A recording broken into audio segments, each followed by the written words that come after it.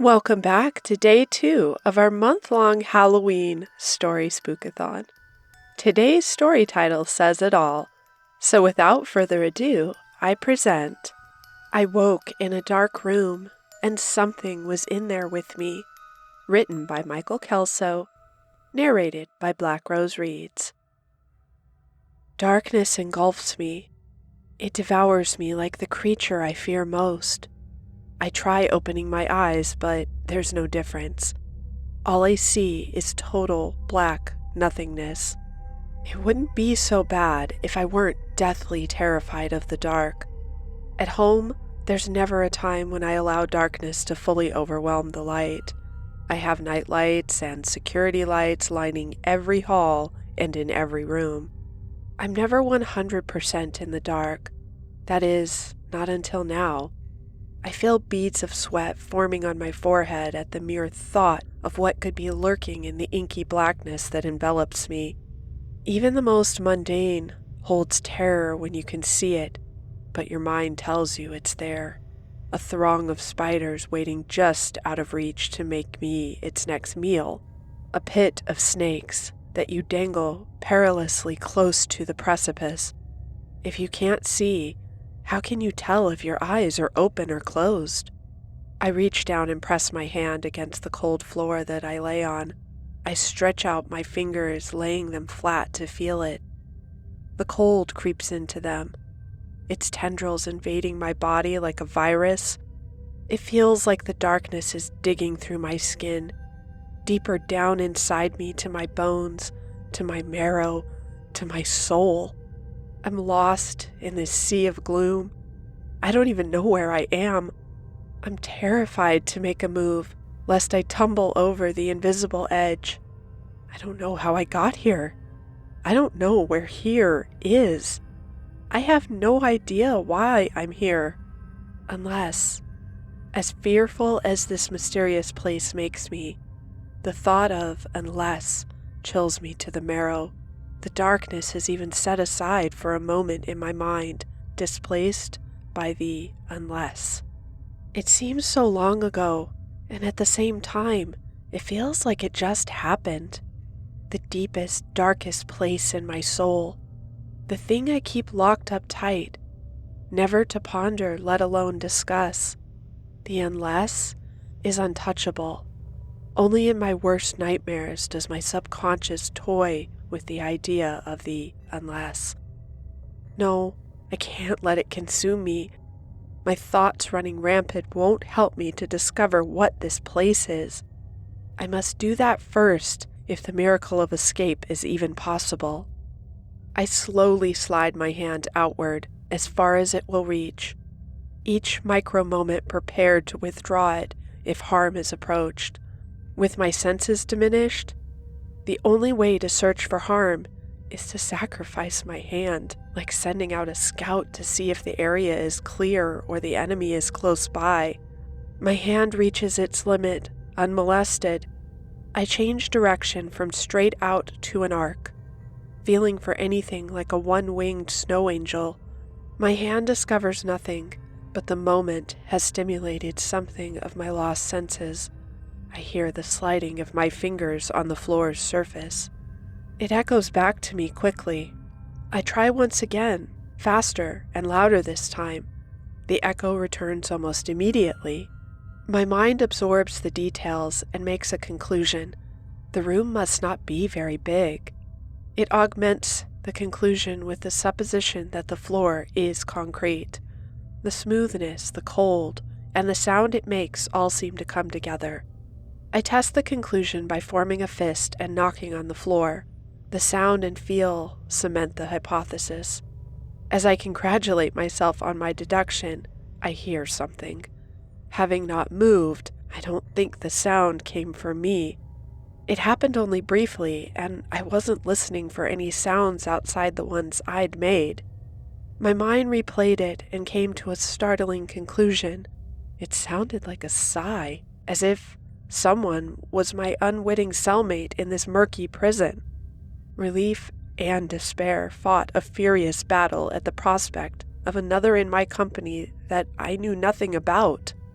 Company in this tenuous place would be a welcome happenstance. It may even lead to our escape if we work together. However, if I'm here about the unless, then what horrid crime had they committed to be relegated to this torturous existence? Caution seemed the most prudent course. Perhaps my cellmate was unaware of my existence.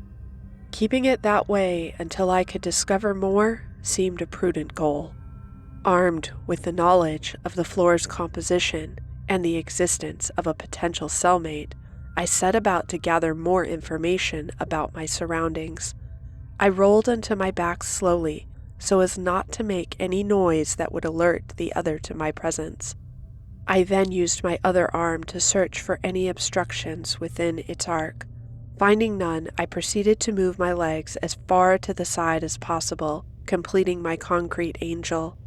Next on my list for this absurd exploration, I slowly rolled over onto my stomach, making sure to feel as far out with my hand should a sudden drop-off present itself unannounced, and end my journey in the most horrific fashion. Finding nothing to impede my progress, I took the next step of taking my first step. As I did, my shoe brushed the floor, making a sound that under normal circumstances would barely be noticed. However, I wasn't in normal circumstances. The effect was immediate and terrifying. This time, there was no sigh. It was a low-throated growl. I became a statue as liquid nitrogen rushed through my veins. The growl was deep and throaty, like a lion's, only somehow different. Every inch of my being clenched in a group effort to stay as still as humanly possible. My hope was that this thing would think it had made a mistake and hadn't heard the movement of its next potential meal. It was more than a hope. It was the key to my survival. The problem was I was trapped in a position, kneeling on one knee, about to get up. My knee on the hard floor was starting to complain, and I knew it was only a matter of time until my balance wavered. I couldn't hold this position for long. I was already starting to shake from the effort. My balance was wavering. Beads of sweat formed on my forehead. I hoped it couldn't smell fear because I was throwing out waves of it. My legs were shaking. My knee was screaming. I had to make a decision. Do I sit back down or go all the way to standing? Whichever I did needed to happen fast before my knee gave out and I collapsed to the floor in a noisy heap. I decided to stand, putting one hand on my knee and the other on the floor. I pushed up and ascended. As I rose, my knee popped. It wasn't painful, but it was loud in this quiet room, so loud that it echoed back to me. I made it all the way to the standing position before I heard the growl again. This time it was followed by sounds that were much worse. First was a sniffing sound, as if it was testing the air, searching for its prey. The second was the soft, yet unmistakable sound of a footstep. I didn't breathe as I waited to hear another. I listened for any sound, and unfortunately, I heard one. It was the thing's breath. It was long and slow, as if this monster's lungs were huge to accommodate a massive body. The sniffling continued, but the last footfall didn't come. Perhaps it was as confused as I was as to why it was here. I was never so glad about the darkness as at that moment. I was still terrified, but at least the darkness had become my ally for only a moment. If I couldn't see the monster, which was a blessing in itself, my imagination was already picturing the most horrendous, demonic thing that ever cursed the planet with its existence. But the darkness was a double-edged sword. It couldn't see me either. If I stayed quiet enough, it might write me off as nothing more than a figment of its imagination. With only rhythmic breathing and no sound of pursuit, I took my first standing step away from the beast. With measured and calculated caution, I stepped away from the sound of my bane and felt silently and cautiously with the toe of my shoe to make sure there was a floor to step onto. My foot landed with the impact of a feather. I transferred weight to that leg and stepped with the other. With the lights on and no demon waiting to devour me, my motions would have been quite comical. As the situation was, they were anything but. I continued the arduous task of silent escape, listening intently for any change in the monster's breathing. Time had no meaning in this place, but if I were to guess, I would say it took me nearly half an hour to take 10 steps. The 11th step, however, was the problem. When I put my foot out, it hit something. I immediately froze. I couldn't tell if the something had been hard like a table or soft like another creature lying in wait for some poor stupid person to stumble into it. I drew my foot back and waited to see if whatever it was reacted. The darkness didn't abate. At times I considered holding my eyes closed. At least that would keep them hydrated. For some strange reason, it also seemed to help my focus. I listened for any sign that this object was alive and or about to devour me. After a few moments, the only sound I heard was my own breathing. I tentatively stuck out my foot and touched the object again. It was hard and unyielding. I reached out with my arm and also touched something solid. I felt around on it and bent down all the way to the floor. It was a wall. The rough texture and ridges told me it was made of concrete block. I reached as high as I could, even getting up on my tiptoes, trying to find anything useful. I explored the wall, feeling my way to the right until I reached a corner. As tempted as I was to turn and feel down this new wall, I knew it ended on the side of the room where the monster dwelled. I had no desire to approach that thing without light and a very deadly weapon. As much as my fingers had become my eyes, my ears became my sonar, staying tuned to any sound. To this point, there hadn't been much. That didn't last. There was a shuffling sound that made me freeze. It was followed by the sounds of scraping on the concrete floor.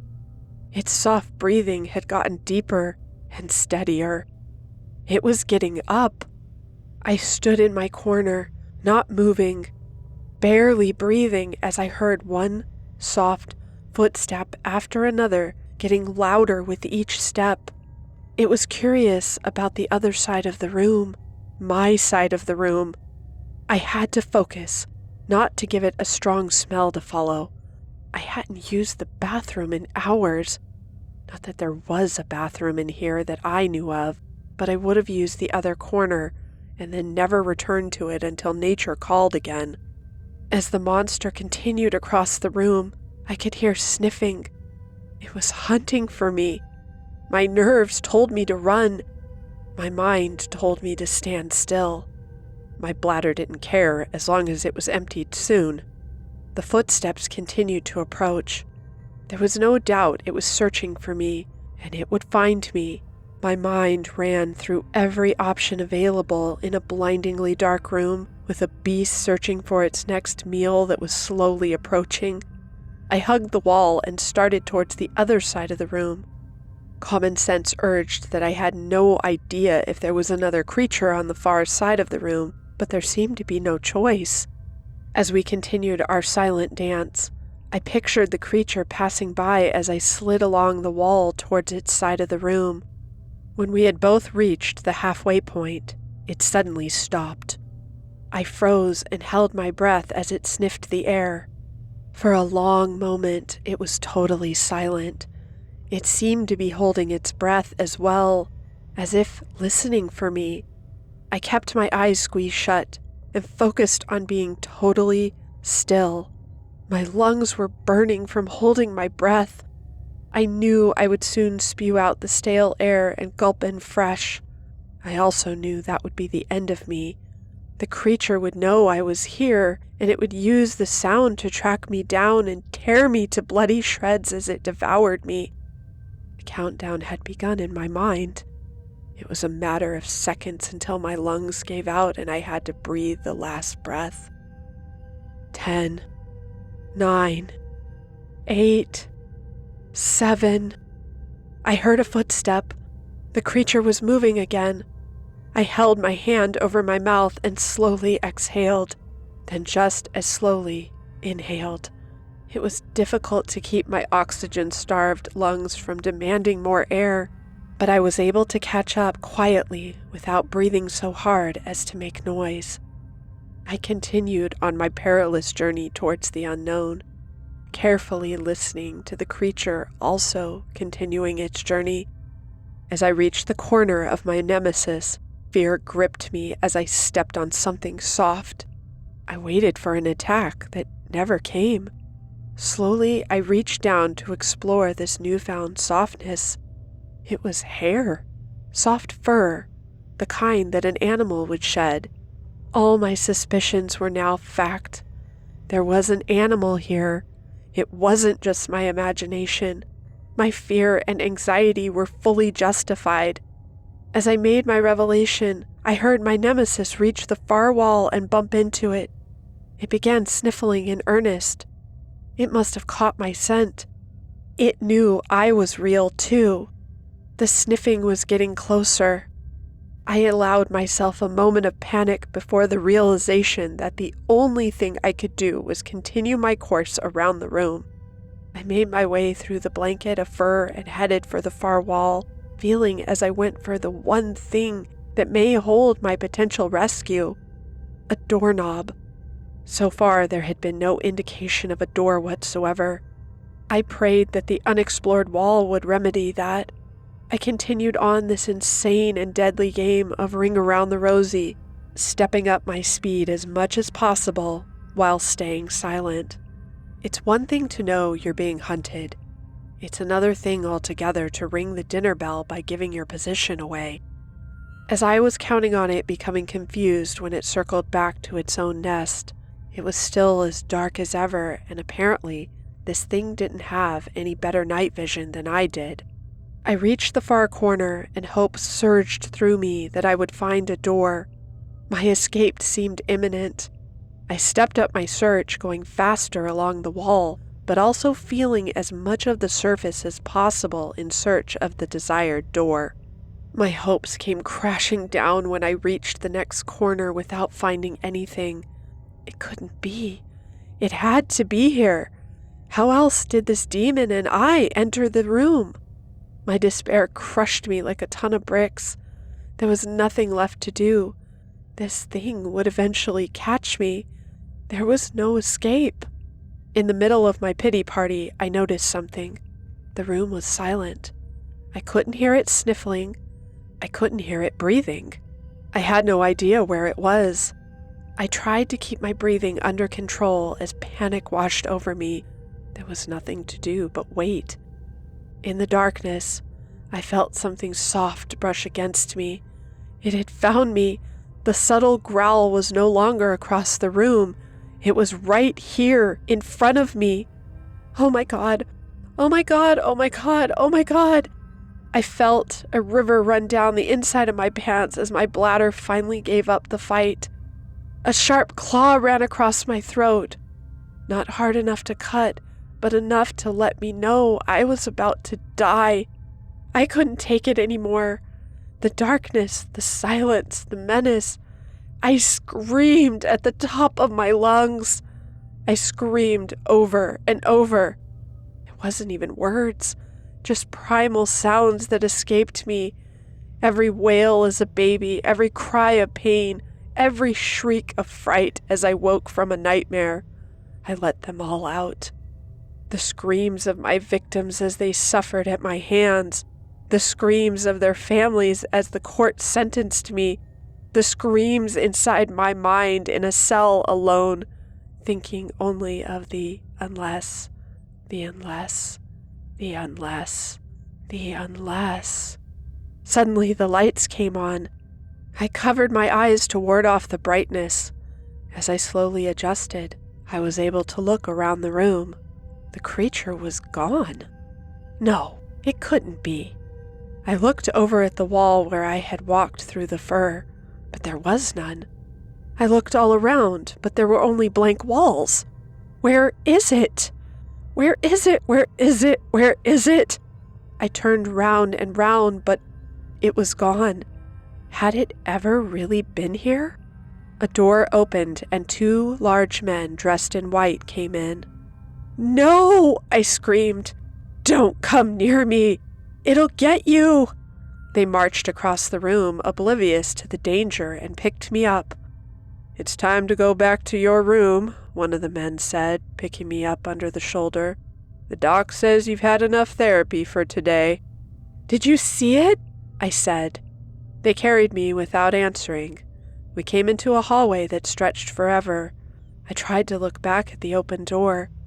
"Don't let it out," I said. "You've got to keep it in." They didn't bother to look back, just continued down the hall. I turned and saw it peek its head out of the room. "No!" I screamed. They didn't stop, didn't slow, just picked me up so my feet dangled off the floor until we reached a room. They unlocked it and set me on my bunk. "You should probably get cleaned up," one of the men said as I tried to get up, but he held me down. "You know how this goes," he said. "You stay on your bunk until we lock the door." The second man backed out of the room when the first man released me and followed him. I ran for the door. "You don't understand. It's loose. It'll kill you all." They turned and walked away. "No!" I screamed at the tiny window in my door. I pounded on the door for a long time, but no one else came by. Maybe it had already gotten them.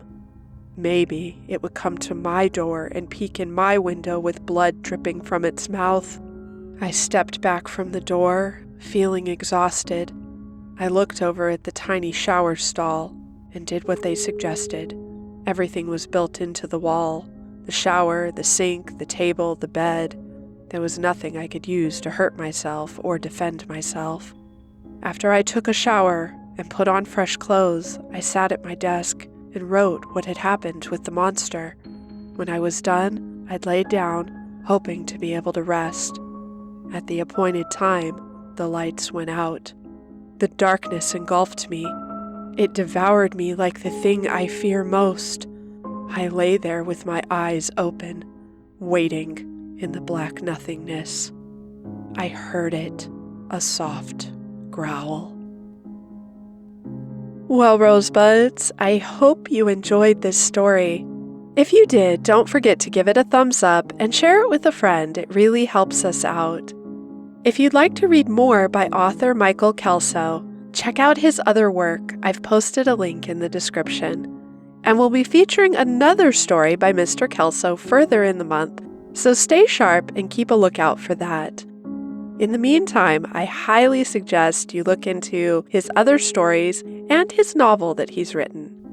All right, Rosebuds, that's a wrap. Until next time, which is tomorrow night, take care and stay creepy.